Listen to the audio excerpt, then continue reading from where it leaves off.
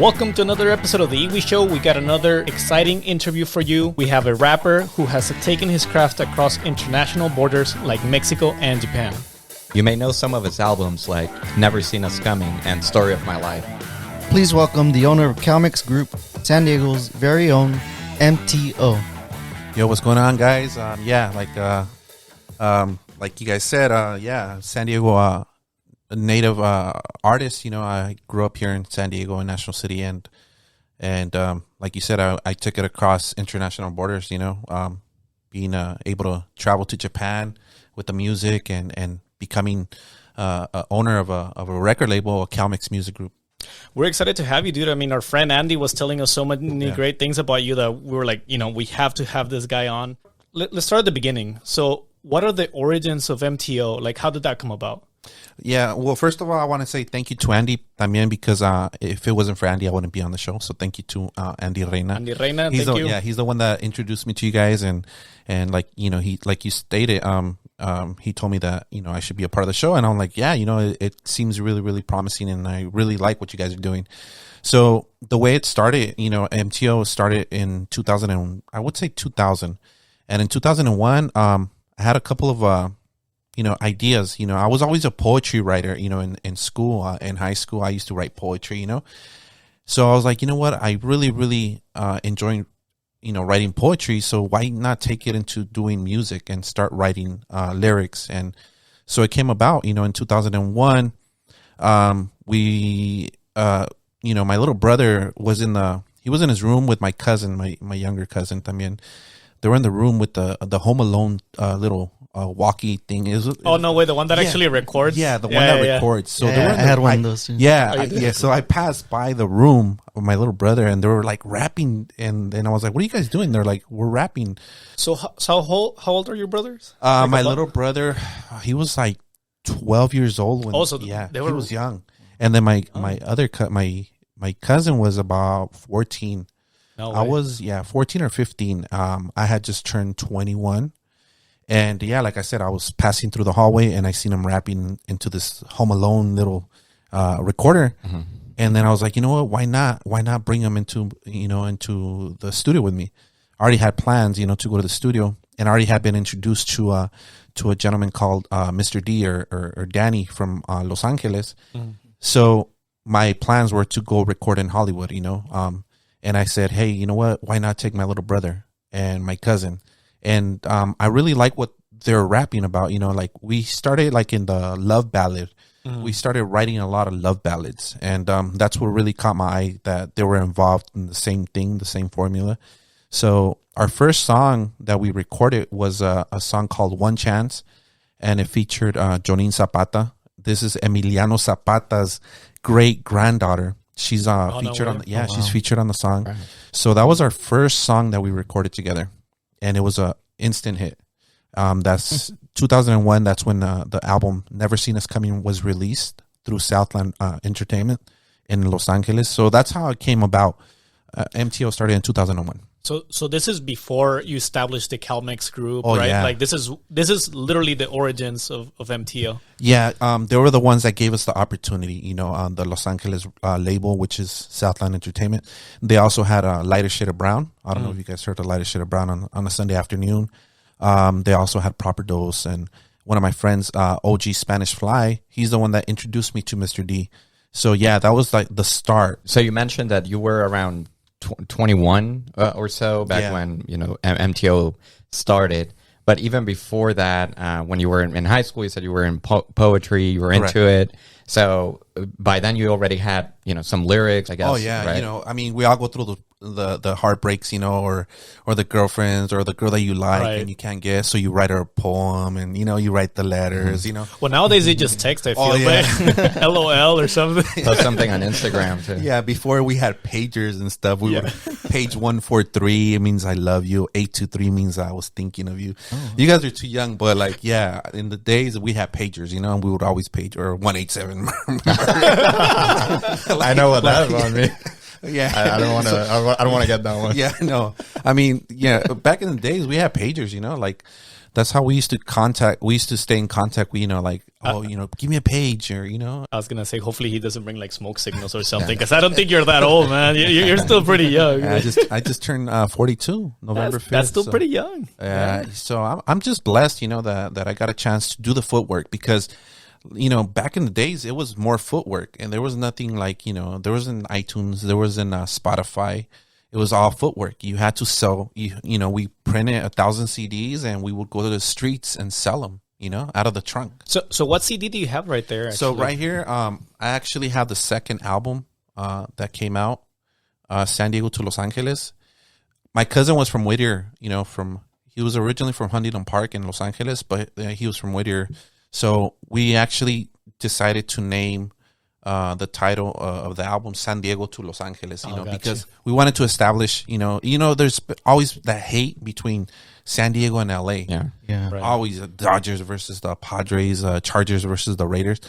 And, this album was like, it was like a mix of, getting the culturas together, like we're all family, we're all blood, we're all Latinos, And it's a beautiful thing that when I would go to LA, I would always wear my Charger gear. Yeah. They would never trip.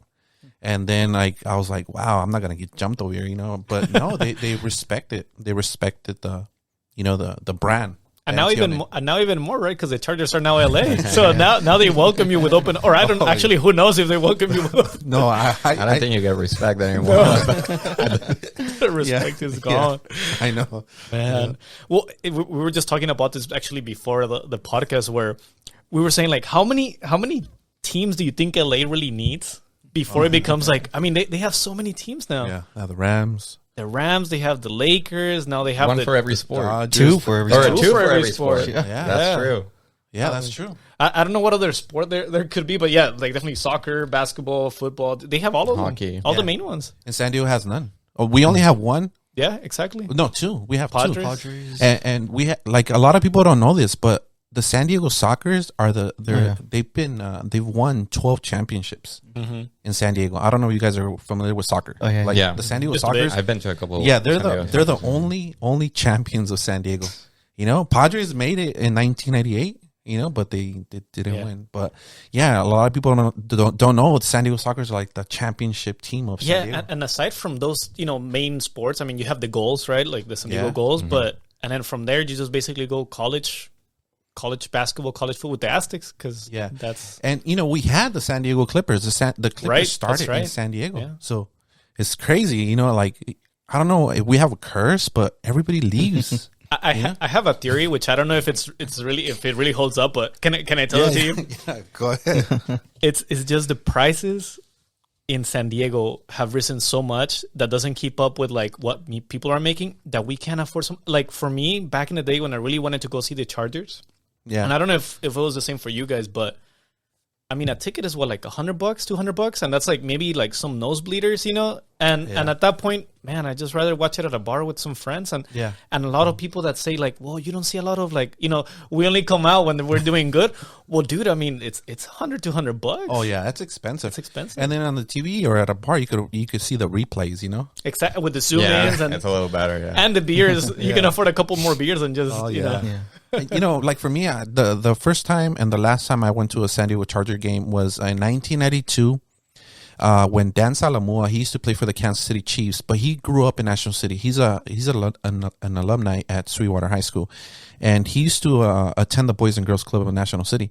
So he gave us tickets to the San Diego Charger game, and that was 1992 when we seen Dan Salamua play against San Diego Chargers. He gave us like about 100 tickets, nosebleeds, but still it was an amazing experience for us. And ever since that, I never went back to a Charger game ever. Well, now you won't be able at all, because now the Qualcomm Stadium is gone. Yeah. Every time I drive by, I see like the construction. I'm like, wow. Of the new San Diego State Stadium. Yeah, it's better beginnings maybe for San Diego State, but like there's no football teams. We do need a little bit more of that, something that brings people outside. Like we have the convention center, we have we have really cool sites. But, like a sport teams besides the Padres, which is cool, but not everybody's into baseball. Yeah. Like you need a little bit of something. Yeah, I'm a big Padre fan. Like you said, not too many baseball fans. Yeah. Football fans, yeah. Soccer, I mean, we used to have, Mexico come and play at the stadium. Where are we going to have soccer games now? We only have the San Diego Soccers and... Yeah, well, San Diego Loyal. We got that Landon one now. Donovan. Yeah, Landon exactly. Donovan. So that one is trying to, it's starting to make some noise for sure. And they got good turnouts for sure. Yeah. In La Jolla, they play in La Jolla, right? They play at Torero Stadium at USD. Yeah, USD. Yeah, I mean... I know you say you're a Padres fan, but how do you feel about the Giants? Oh, Giants are a strong team. Thought you were going to hate on them, but... No. We have a big Giants fan all the way on the other side of the room, that's why. No, I think they're a strong team. Yeah. Very, very strong team, I don't like them. Sorry, I don't like you. Sorry, it's okay. They don't like you either. I don't... Nobody likes me, though. You know who I don't like? The Dodgers. I'm sorry. You can't do with the Dodgers. Yeah. Andy, if you're watching this, sorry, bro. So I know you've mentioned...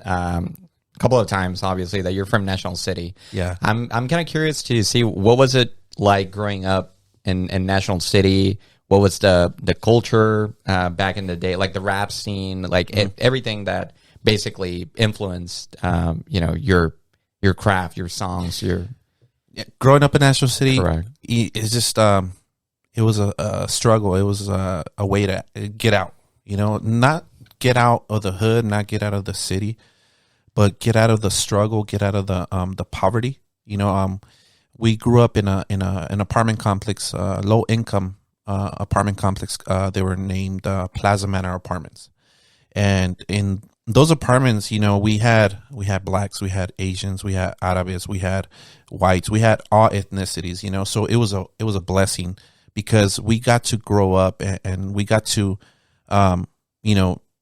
meet and kind of understand everybody's culture. It wasn't about color. It was more about, like getting out of the struggle and helping each other get out. It was tough growing up in National City in the early 90s. There was drive-bys, there was a lot of shootings, a lot of homicides, a lot of just so much negativity that was always impacting our lives, And I lost a couple of cousins. I lost some good friends to gang violence, and but it showed us that that we can be strong and we could unite and try to make it out the hood with doing something positive. And for me, it was get out the hood and kind of like give my family a better life, a better situation, because it was really bad. Comíamos frijoles. We used to eat beans and rice, tortillas. We had still do, but I mean, there's no shame on that. But back then, you were like, man, we're having that for breakfast, lunch, dinner. What's for dinner, mom? Frijoles. ¿Quieren queso arriba o no? So some days you would mix them, to make it a little different. But yeah, and it just the poverty. It was just we were poor, Like I said, on a good day, on a good Tuesday or Wednesday, McDonald's had the hamburger day on Tuesday, and on cheeseburger day was Wednesdays. It was 39 cents or something like that. So it was a steal. Like, man, so my dad, he worked in a company, like really, really low paying job. He didn't know English. We just wanted to get out the hood. We wanted to make a difference. Do you consider this almost like a mental escape for you and your family, while doing your craft, to like really escape all this? Was that what it was? Yeah, because I created stories. I created reality. I created real stories in the lyrics, and like I said, the poetry, it was more, I would sit in my room, when you're hearing gunshots going off or you're running next to one of your friends that got shot in the cheek. And you're telling stories. So I would sit in my room, like I said, and I would write what I was seeing, the story of my life, It's experiences. It's not like fairy tale, It's not like, oh, I'm going to just, for the attention, especially in National City. National City was really, really tough. Let me tell you guys, it was really, really tough. Yeah. No, I bet. No, I mean, it's still really tough in certain areas. Here in San Diego, not saying anything bad about National City. It's just the reality of a lot of areas, that people sometimes don't see, right? Like they think of San Diego as like everything is nice and everything is dandy, but it's just not the case. Yeah, and there's bad neighborhoods everywhere, Yeah, exactly. LA too. San Diego is like, everybody used to call National City. Well, there's a song that we brought up, City They Call Nasty. Everybody knew National City for the city they call nasty. and that was in the Never Seen Us Coming album, and we dropped that, and it was an instant hit, and that was a song that Stalker Loco did. Like the beat, it was supposed to be my song. I was supposed to write the song, but then he was in the studio at the time. We're recording some music, and then he showed me his lyrics, and I was like, you know what, it's all yours. I think that you have a better, fit better. Yeah, it fit better. The flow was better. I wanted him to take the song because I was like, you know what, you're gonna start doing music, so you take the song. And yeah, it ended up being a instant hit. Man, good. Yeah, man. That's good because those are rare. Sometimes Oh, I feel. yeah. Yeah. I want to see how you feel about this. So I had a different image of rap growing up, and I'll tell you why. A lot of the rap, and maybe you see it more now, where I like your kind of rap as far as telling a story, because sometimes, at least I'm not big on rap. Yeah. But the reason why I'm not is I see a lot more of those songs that are just like about, like you're saying, I don't want to call them posters, but it's like, shooting hoes, like bigger than life. It doesn't tell me who you are. It doesn't, there's a difference between a good rap and a bad rap. And that's like, you hear more of the bad rap for some reason. I don't know why. And it may be just me, but I don't hear, I like, this may say how little I know about rap, but like, let's say Eminem. Yeah. Oh, he's talented. I like the stories, the storytelling, right? Like and those are the kind of raps that I would listen to because he's real. Like growing up in 8 Mile, and you think about the songs that he creates, like Toy Soldiers. Mm-hmm. It's real life. That's called talent. Yeah. Now it's popularity. Now it's if you're popular on social media.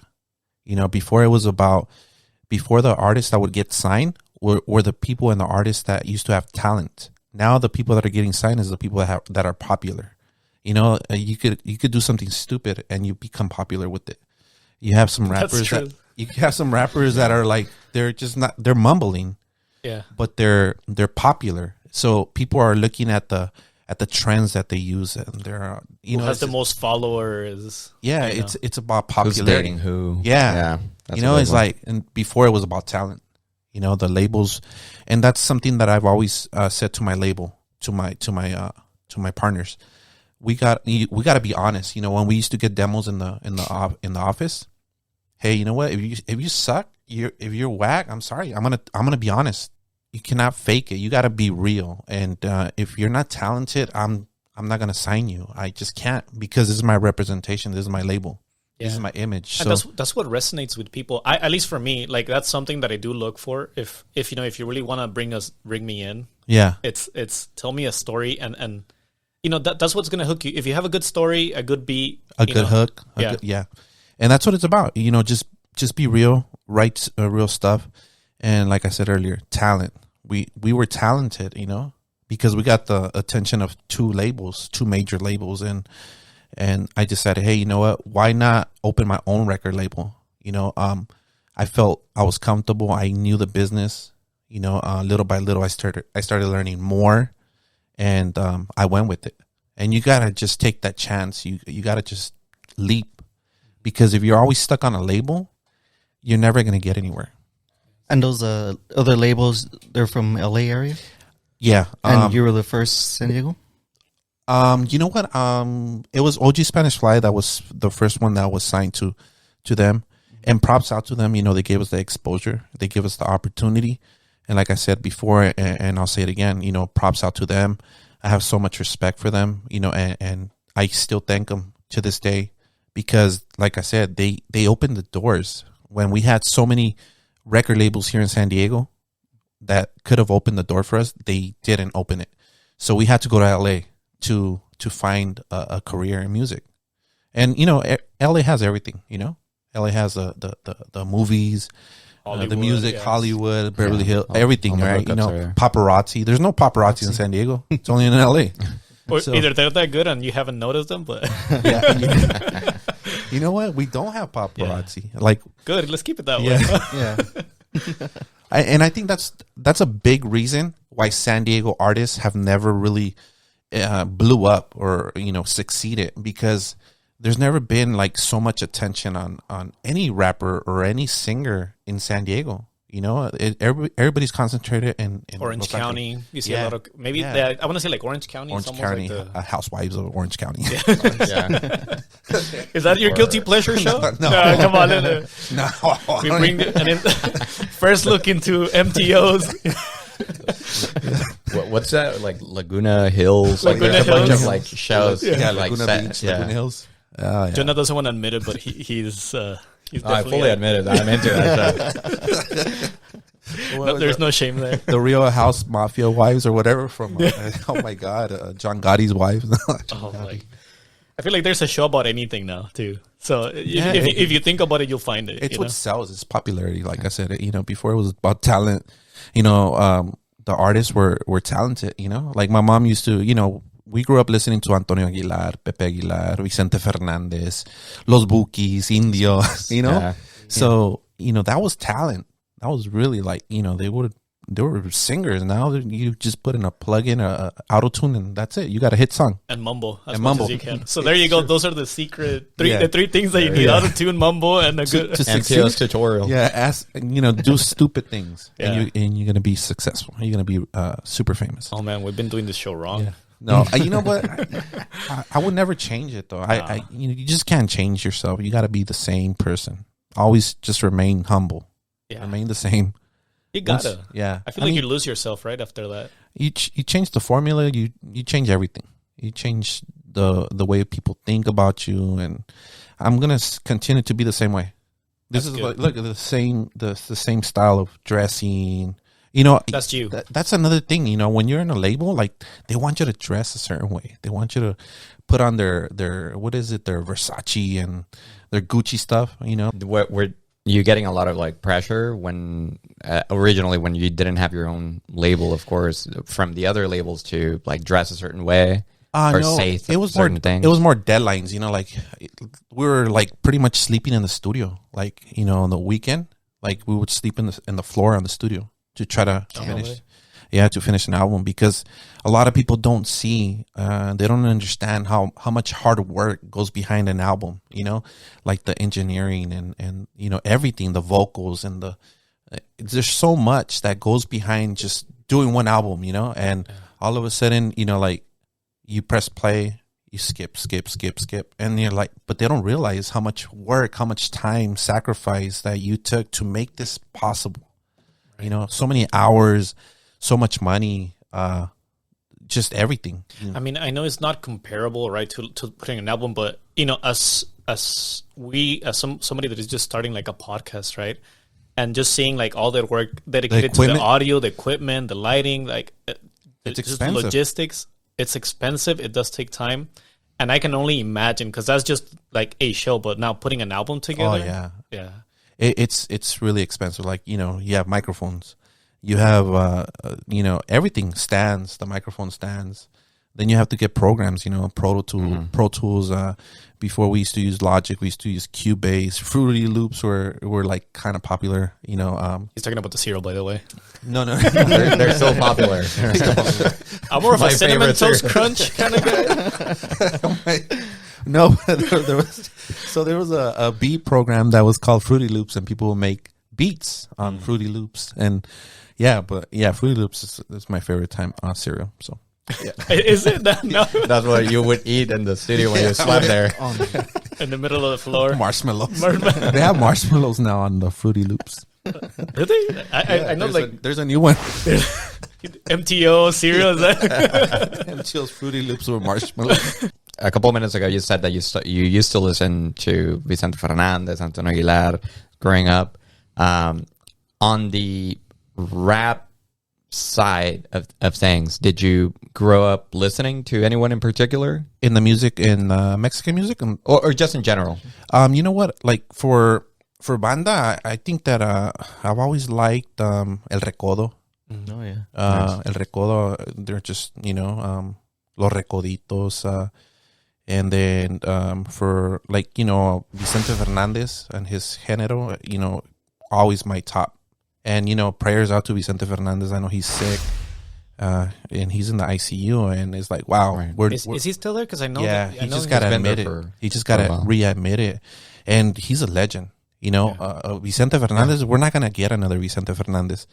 Alejandro Fernandez, I don't, Maybe. Nah. Yeah, but he's not Vicente. No, Vicente Fernandez is just one of a kind. Like if we lose him, we're going to lose he's had so many albums, Yeah. Well, that's the beauty about being a singer, right, or a composer, because your music lives outlives forever. you. That's the goal, I Yeah. think, that any musician, right, that your music outlives you. Yeah, and you know what? There's a lot of artists like that live off of a one-hit wonder. Yeah. We want our music to live on forever. Yeah, like the Coco movie. Yeah, like the Coco movie. Remember me.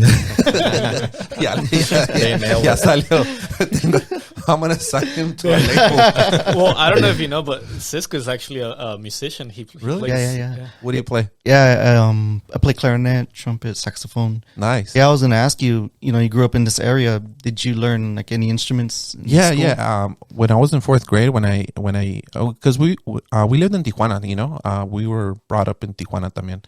So when I came to the States, I was in fourth grade when I went into an English class, and I started doing the flute.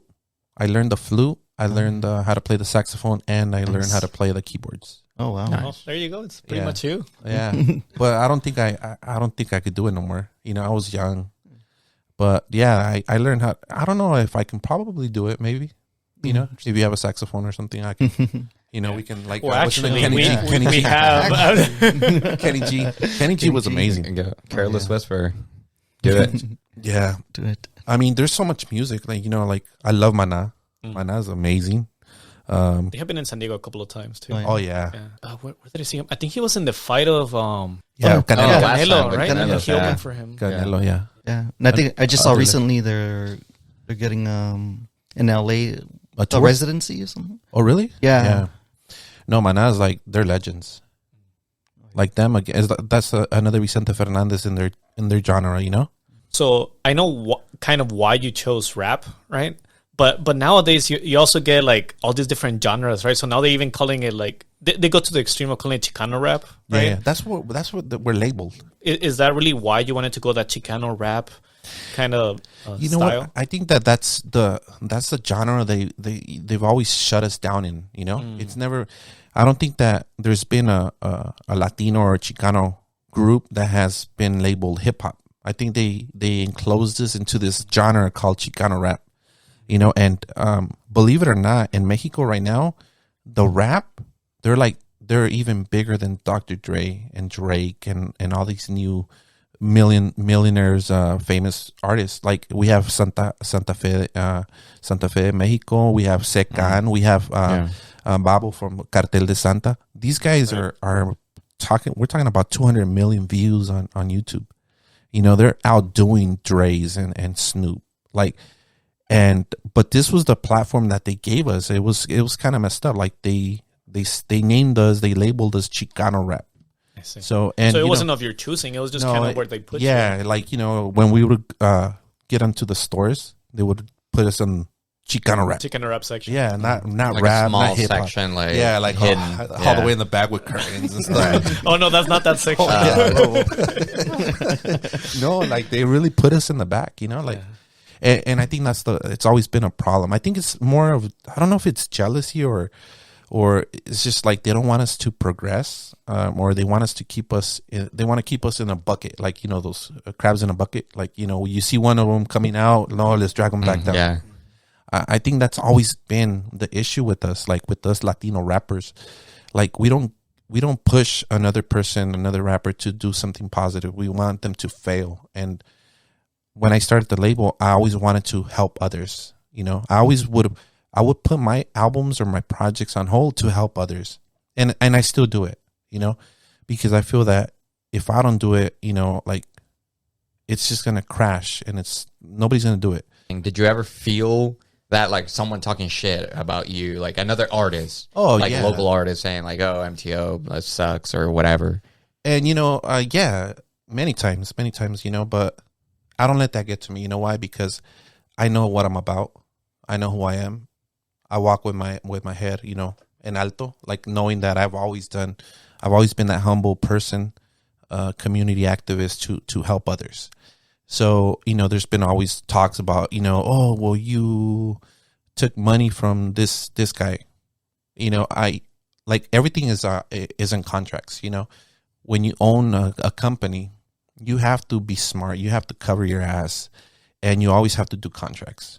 And it's not my problem if you don't know how to read a fucking contract. We signed on the dotted line.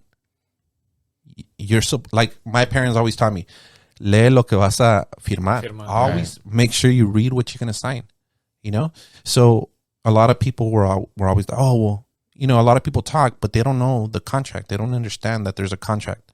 So every time I sign artists, I have like 20 artists under my record label. I always make sure I have them on contract. They sign, I notarize it, I put it in a safe, and if they ever want to put a lawsuit, we bring that to court.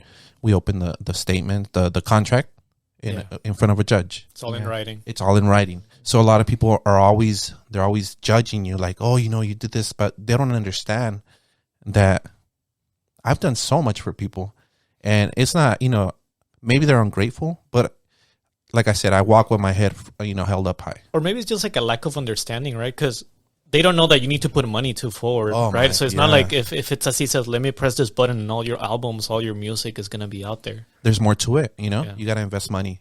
You got to invest into the product, into the beats, engineering, like the covers, the graphics.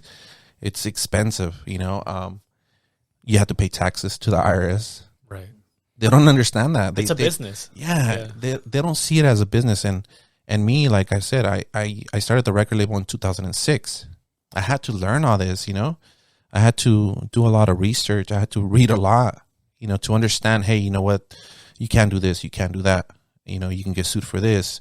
So, like I said, I always made sure that my contracts were like, you were able to read your contract. This is a percentage you're getting, and you know what? Like me, like I would never even put the investment that I would put. Like if I was to invest $10,000 into this, I wouldn't put that into the contract. I don't want to take those $10,000 from your contract. I would always just give them the royalties. And, that's no other label, no other person is ever going to do that. Right. Because that's pretty much out of your pocket. Yeah, this is out of my pocket. Like everything that I invested, I'm never going to get it back. I know that. He doesn't probably know that because, like I said, he doesn't care. He doesn't see the bigger picture. There's so much to an album. Just like you said, it's not just pressing a button and it's done. It's not. You have to really invest your money, So, yeah, but a lot of people, talk shit. Well, everybody likes to talk shit, I feel. And you know what? Like for me, like I'm a businessman, but I'm also from the streets, So for me, like, hey, if you have a problem with me, hey, give me a call. If you want to handle it, professionally, we'll sit down and talk. Mm-hmm. But, like I will not, like for me to say, hey, I'm going to open the contract, this sealed contract just for your pleasure. No, fuck no. Yeah. I will never do that. It's like, I'm going to open it the day that you say, I'm going to sue you. Mm-hmm. You got to be really, really like tough in this business. Yeah. A businessman, I'm a businessman. I'm good. I'm cool. But I grew up in poverty too. I grew up in the struggle. I know about the streets. That's just me. Like, it's just the way that you were brought to be, right? It's the life that you know, it's what you know, and that's who you are right now. Yeah, like nowadays people pick up a gun and shoot you.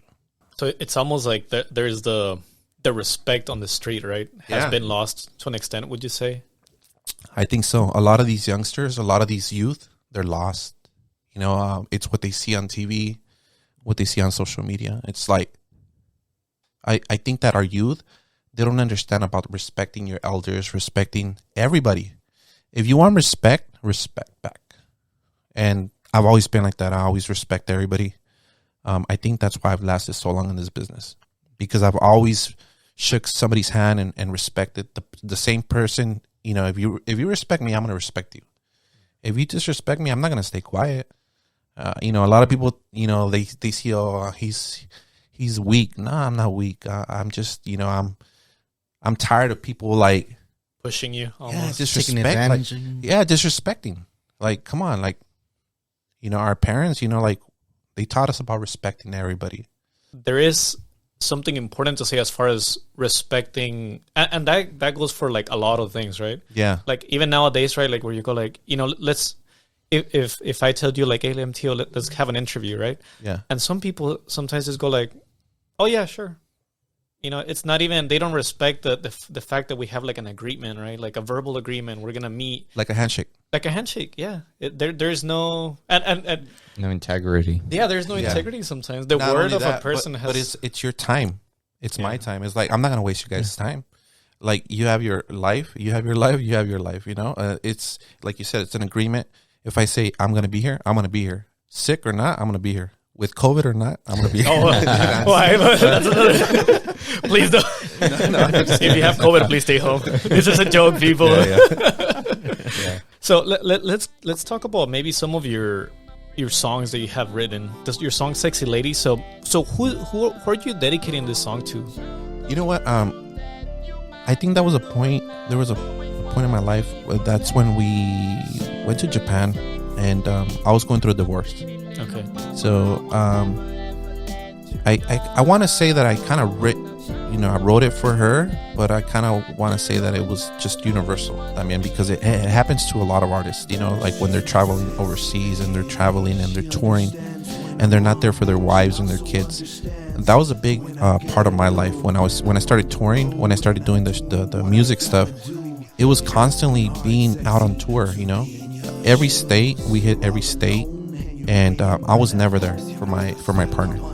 So I kind of want to say that I wrote the song knowing that, hey, you know what, I was, my marriage didn't work because of this career that I chose, and she tried to hang in, but it was too late, like I was out there on tour, I was never home, my kids, growing up, they didn't see their dad, so here I am, touring the world, Japan, women, money, champagne, everything, and I'm like, I'm traveling overseas, and I'm missing her, her kiss or whatever, I'm just missing her hugs. Yeah. So it's basically like, I think every artist goes through it, everybody that's in the entertainment business, actors, singers, whatever, you come to that point in life where it's like, man, I'm losing my wife, I've lost my kids, I have luxuries, I have money, but I don't have my wife, I don't have my kids because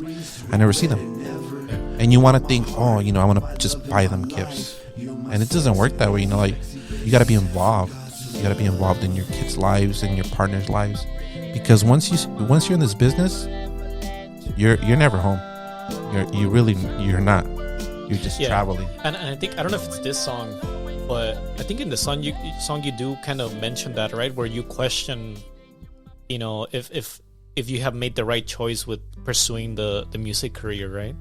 I think that's Without You. Without You, okay. Yeah, I think that's gonna be Without You. Yeah, like something. It's Without You. When I mentioned that, yeah, did I choose the wrong path by choosing this music? Use music, yeah. So yeah, that's Without You, and that's another song. Like I said, it's like, did I really choose the right path with the music career, or did I just, like, I'm in the plane. That's what I'm imagining when I wrote the song. I'm in this plane, I'm traveling, and like I said, did I choose the right path? Yeah. What does MTO think now? Do you think this is the right path? You know what? I lost many years with my kids. Many years. I didn't get a chance to see them graduate from elementary or their little, ¿cómo se llama? Their shows, their talent shows, or I missed out a lot. A lot of their first, maybe. Yeah, a lot of their first years, and now I have a little 8-year-old daughter, and I haven't written music in about 3 years. The last song that I wrote was called Dear Dad, and that was for my dad, and it was hard, because like I was like, I don't want to come back to this, because I don't want to sacrifice spending time with my little girl. But I wrote that song, and I've tried to write more songs, but it's so hard. I think I have writer's block. But I continue to help promote and distribute other artists now. So yeah, I don't know if I would ever go back to the touring, because I'm 42, you know. I don't think that I'll ever go back to it. How did that Japan tour come about? Oh man, that was crazy, because some people in LA, and I think it was Santa Fe Springs, the swap meet over there. There was a Japanese that had come to Los Angeles to buy CDs, and they had mentioned us. They had mentioned that, hey, you know, we want MTO on tour in Japan, but nobody ever told us. So I had a website. We had the website www.mto1.com, and I get an email, and they were like, I'm Saturo from Japan, and I'd like to buy 100 CDs from you. Oh. Cool. I shipped them out, and they're like, we also want to do a tour with you. And I thought it was a joke, right? I'm like, what? Like Japan? Like, what the hell? And no. What were you thinking? Are they going to make me sing in Japanese or something? Yeah. I was like, so I emailed him back. I sent him the CDs. He received them. Then I get that contract. Like, hey, you know what? April, we want you to come down to Japan. And I was like, it really didn't hit me until they sent me. They're asking me for my passport copies. So and then it really didn't hit you. They're like, oh. Then I'm like, holy shit! What are they gonna? What am I getting? Are they using my passport ID to smuggle illegal aliens? Why are they asking me to take some sushi? Yeah, no. So pictures in the bathroom. Yeah, but when they asked me, hey, we need your passport, your pictures. I'm like, all right, cool. It was real. I was like, oh shit, it's real. So I get a hold of my cousin. I get a hold of my little brother was supposed to go to the trip. Mm-hmm. He didn't make it. He didn't want to go. But my cousin ended up going with me, and we had a videographer that ended up going with us, and a translator. Mm. She lived in Los Angeles, and she ended up kind of organizing the whole tour together, because she's the one that spoke Japanese. So we sent her the passport IDs, and then she sent them to Japan, and then we got approved, you know, for I don't know if it's a visa or whatever. So yeah, we took off from LAX, and it still didn't hit me. So this guy Saturo, you said, yeah. He worked like at a label, or he was just like a regular dude with money? He was a DJ in Japan. DJs are so huge, you know. So he's DJ Saturo. It was because of him that we got a chance to tour Japan. So yeah, he was in a label. I think he's a record label owner, and yeah, he's the one that made it possible. I'm at the bar. I'm like, I think this is real. And we amazing. We land in Japan. Yeah. You know, I thought you were in a bar in Japan, and you're like, I think this is happening. No, we're in LAX getting faded. And then I think it was 14 or 15 hours on the plane, I think I must have drank an 18-pack by myself. And then, that sounds about right. That sounds about right. And then when we touched down, I'm like, are we in Japan? What did I do? Where am I? I'm out taking roofies.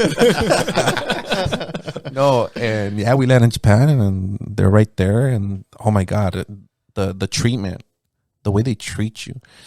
We get to the airport, and they have bags of waters and drinks and chips. Like, they treat you so well, you know. From the moment that we touch down in Japan, they're very, ¿cómo se llama? Like, attentive to you. You know, the food is expensive in Japan. You know, even like the fish markets and all that stuff. Everything. Yeah. The McDonald's they have hot dogs in McDonald's. Oh no way! Yeah, we had an episode on that because one of our friends, I think in France, they had hot dogs. I think wine and then mashed potatoes in like Canada or something. I don't know. They're like now the thing, I guess, is like whenever you go somewhere, you may want to stop by McDonald's. See what they have. No, I mean it's just it was an amazing experience. You know. They treated us like royalty. You know, they didn't want us to pay for nothing. The only thing that we ended up paying was for our souvenirs. That was it. You know, but other than that, we got paid, and it was just, they had everything like you know, like how you have a list. They had everything planned. You know, like in regional and Mexican music, you have press conferences and stuff like that. That's how it was over there in Japan. Over here in the States, in California, or wherever you do rap, you just go on stage and that's it, right? and you do your show, and then you leave. Nah, not over there. There's no promotion, none of that. Yeah. Well, there's maybe a little bit of promotion here, but over there, promotion, press conferences, Full on, a fan greet. You know, you meet with fans and you sign autographs, and it's beautiful. They really enjoy our culture. For how long were you over there? We were there for, I would say, 6 days. Okay. 6 days. It was before the tsunami. We left, and then the tsunami hit. It was crazy. So they blame you, basically. Yeah. Mexican rappers came over here and did a tsunami. They brought some waves. Yeah. Oh my God. It was crazy. But during the whole 6 days, I would say that I think we slept like maybe 2 hours in those 6 days. No drugs. Yeah, the roofies you popped in when you landed. Like, no, I'm being honest. Like, we worked from the moment we stepped down. We worked. Like, you know, we took 100 CDs each in our backpacks and our valise, and we would go to stores, and they would buy the CDs. We would sign them, and then we would have I recorded a full album in Japan. While in Japan. Yeah. Did you have 6 days? Yeah, in 6 days we recorded anything prepped before that? No, recording? it was all on the spot. Oh wow. I was such a quick writer. Like, I would write my verse, and I would learn it in my head. I would get into the booth, and I didn't need the paper. You know, like Jay-Z, that's another artist that kind of remembers his verse, and he just goes into the speaker, and to the mic, and he records. So we did that album in 6 days. Wow. Amazing production. And everybody put their things together, you know. It was a group effort, you know, like the rappers from Japan, they did the beats. We got in there with the titles, and then we all started vibing together. We started writing, and studio 2-3 hours on each song. Next one, sleeping on the floor again, laying down, you know, like some more roofies. pop another roofie. No, it's hard work. They work hard. Japanese people work very hard. They work a lot. That's why they have the latest technology. I think they have it first than we do. I remember when we were there, they had like, I don't know, they had a weird phone that would flip like in 3 ways. I was like, and we just got that last week. Yeah. They had the iPhone 14. We had the iPhone 1. No, they're really advanced in technology. They're advanced. The Iwi show going to Japan soon? I think so. That's our next recording. They're coming to you. Yeah. No tsunamis this time, by the way. I know. We live right there, right by the ocean too. Oh, yes. You know, and tsunami. Was there any, like, did you hear any of that commotion before? Like, about a tsunami approaching? Oh, no. It was out of the blue? Yeah, it was just out of the blue. It was, like, crazy. Like, just, you know, we were just there maybe a couple of months before, and then so many people passed away. Like, wow. I was like, wow, like, big tragedy. Force of nature, right? Oh, man. Yeah, but the Japanese people are amazing. They're just very patient, very respectful. I remember we stopped at a light, and I wanted to take out my sweater, and my sweater, no, I wanted to get a shirt, and my shirt was in the back of the car in the trunk. So we're at a red light. It turns green, and the driver, he puts it in park. He goes in the trunk, gets my shirt. I get off the car. I put my shirt on. I button it up. They didn't honk once. You know, right here they went, hurry up, right here, if you stop at a light, te pitan. Not even a second. En Tijuana sí te levantan. No. For much less. Yeah. TJ is another driving style. Oh, yeah, como el DF. man. I love driving in Tijuana. I get heart attacks. I don't know. And it's funny because my wife just goes like, you know, like you get to the border, you're getting close to the border. It's like, okay, do we swap now? like not even like, you know, stop by like Las Americas and San Isidro. Like, you know, like, are we gonna swap now? You know, and I was like, well, I'm driving. Yeah, you're driving. I was like, oh man. Oh, so your wife is the one that does driving in Tijuana? No, I don't. I drive. Yeah, right. No, I drive. Yeah. Please tell them that I drive. No, it's just a different style, dude. I feel like there's not a lot of. You don't see the signs. Yeah. That's the first thing. Like, you need to know the streets over there because then you get lost really easily. And then you don't see the cops right there. Con las No, motos. no. Pa' la mordida, you know? Yeah. You're 200 pesos. They're asking for more now. They're asking for Para la soda ya 40, subió. It's 40 minimum. It's inflation, I'm telling you. And they ask you for the envase back. Oh, no, yeah, definitely. Ya no es para el taco, sino taco and a soda. I know. El combo meal. Combo meal. Talking about combo meal, we should give a shout out to our friends at El Pollo Grill for sponsoring some of the lunch that we had today. So thank you guys at El Pollo Grill. Cheers. Did you guys enjoy it? It was good. Thank you. Love it.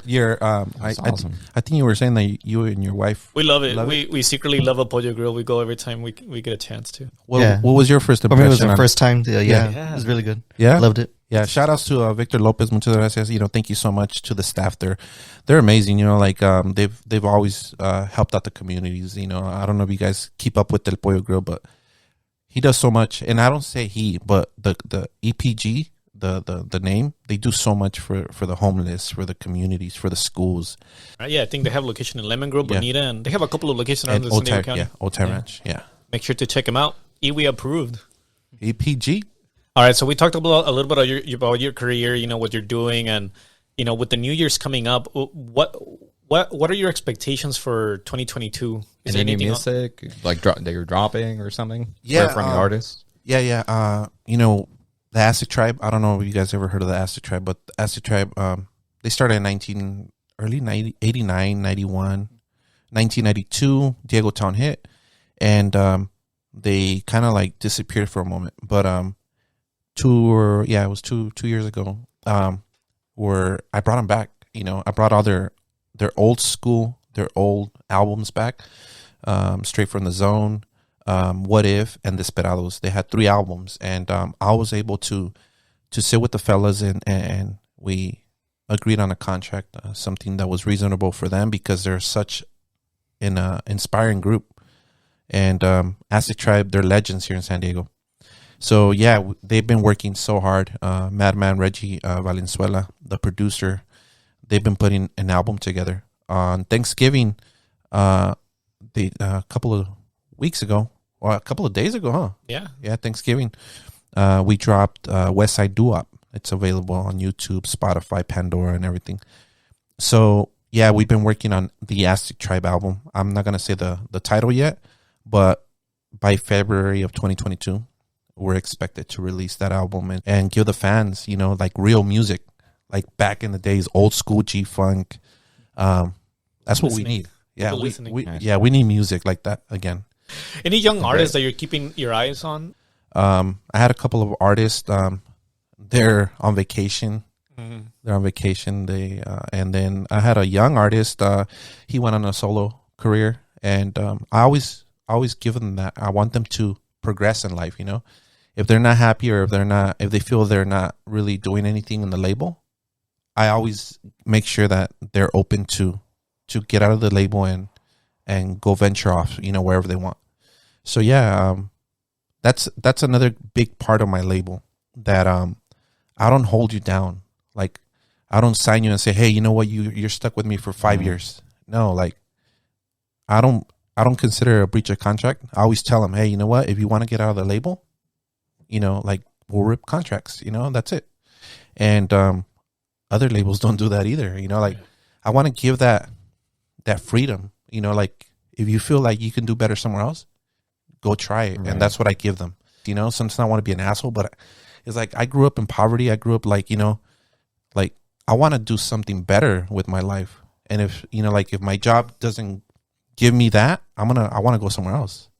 I want that freedom for every artist in my label, to make sure that they have that freedom to choose where they want to go. Yeah, so I think that's great, because you hear stories all the time from record labels that do what you're saying, that basically are pressing, locking them in, and ends up in it's a no one wins at at that point, and they get into a whole bunch of like legal matters, legal issues, and at the end of the day, they just kind of like force someone to actually do the album or something, and it's not a good product at the end of the day, and no one really wins. Yeah, they're stuck on the label that they don't want to be in, And then like it sucks, you know, because like you said, nobody wins in the situation. I want everybody to win. Yeah. You know, I don't hold anybody back. You know, if you're an artist in my label, I want you to like do better. You know, I want you to understand that there's a way out, you know, because a lot of the artists that I did have, they're all from neighborhoods, you know, they're all from gangs. So, you know, unfortunately, some of them went back to the system and some of them are doing good in their life, you know. It's just, you know, I want to give them that option. Like, hey, you know what? Come to the label and, you know, I'll help you, you know, learn the business, you know, because you got to learn the business. A lot of people don't want to learn the business. You know, it's not just being stuck in one place, you know, like I took MTO and I went international. You know, I didn't get stuck in San Diego. I wanted to expand. I wanted to be in Japan. I wanted to travel the world. And you can't close yourself into just San Diego. Yeah. Because there's so much to see out there, you know, than San Diego. There's so many countries that are so beautiful. All right, MTO, we're getting to the last segment of our show. Yeah. I'm going to ask you, or the three of us are going to ask you a series of questions. Uh-oh. No context. No pressure. You just kind of have to answer as they come. All right. You ready? I'm ready. All right. I don't know if he's ready. We'll see. Yeah, we'll see. We'll see. We'll start I easy. was born ready. All right. Asada or al pastor? Al pastor. America or Chivas? Oh, Chivas. There you go. 1 for 1. You had Andy. I have MTO, boy. Andy's Americanista. Andy's an Americanista. Some He knows. quesos. He I'm telling you, knows. we need better friends. We need better friends.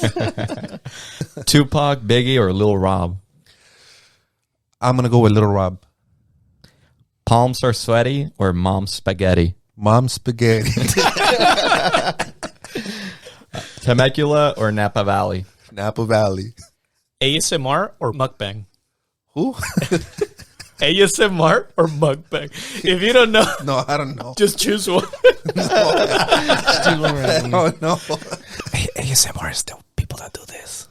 ASMR. You haven't seen that? It's ASMR. like, have you seen that? Is it relaxing you? It's like relaxing. Like they do noises. They up the gain on the really? mic and they go like, "This is me eating." No. It's very disturbing. And mukbang is those things that you see on YouTube, like eating people like what? massive amount of food. Okay, I'll choose the first one. We'll share some videos for you. Okay. Pozole or menudo? I like pozole. There you go. Pozole. Have you had pozole verde? You know what I have? You know what? I've had pozole with chicken. Yeah. Yeah, Oh, yeah. verde. Yeah, Pollole. yeah, my Is that kid's really grandma. the name? Or you Yeah. just That's making the that shit thing. up? No, Okay. pollole. Oh my God, yeah. They call it that. It's good, yeah. I guess I've been making pollole for a while.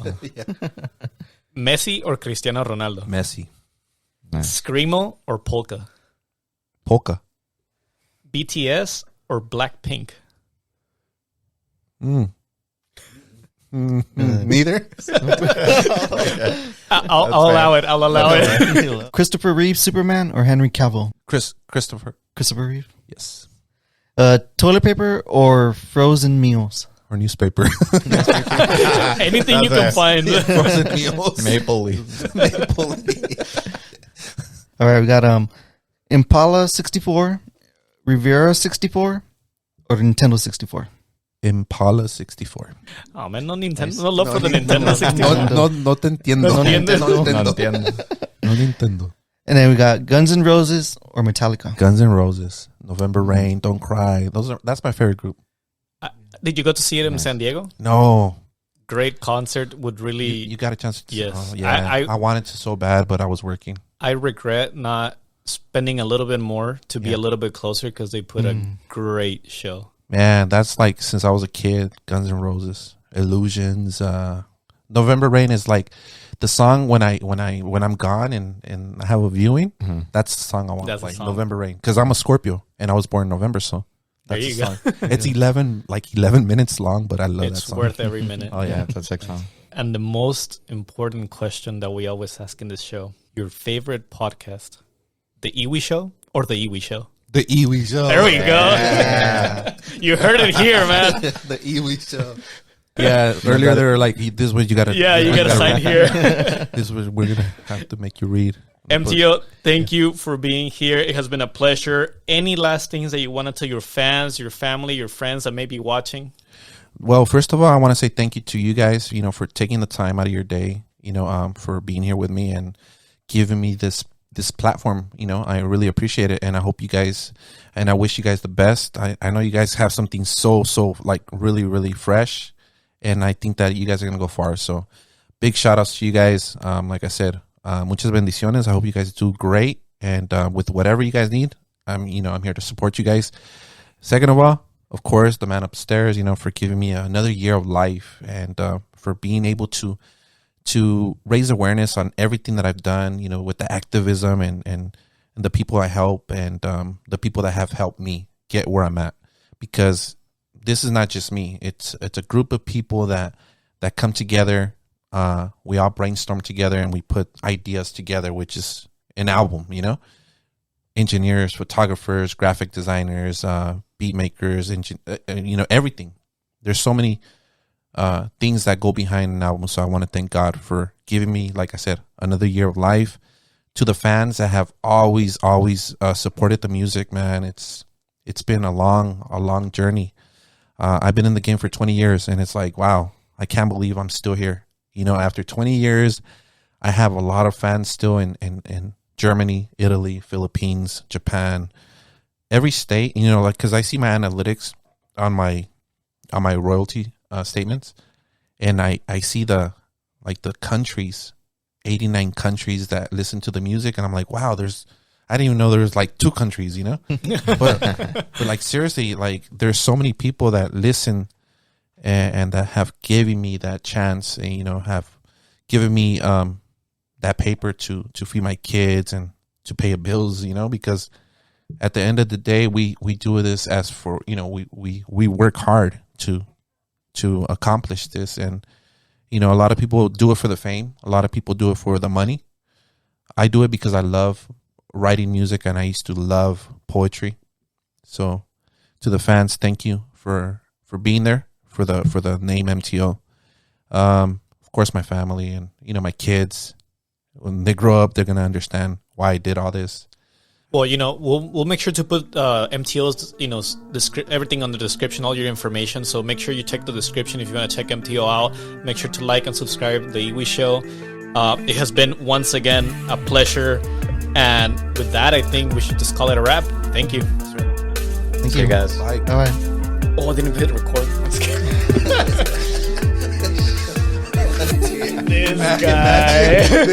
It has happened. It has happened. I swear.